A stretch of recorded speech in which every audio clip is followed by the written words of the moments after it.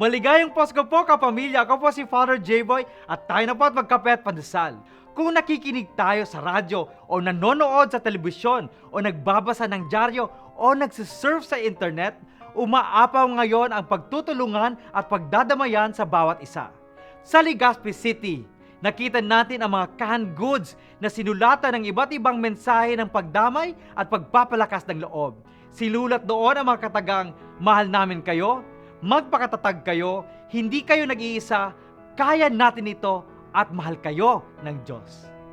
Sa panahon ng kagibitan, ano ang naghikayat sa iyo na tumulong o mag-volunteer at gumawa ng simpleng sakripisyo?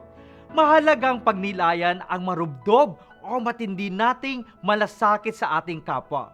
Nakakatuwang isipin na maraming Pilipino ang handang magpamalas ng pagmamahal sa kapwa sa panahon ng pangangailangan. Tunay ngang buhay ang diwa ng kabayanihan. Sa panahon ng Kapaskuhan, mas lalo nating pag-alabin ang diwa ng pagdamay at pagtulong sa kapwa bilang handog natin sa kaarawan ni Jesus. Magpapatuloy ang pangangailangan ng mga nasalanta, matatagalan pa ang kanilang pagbangon.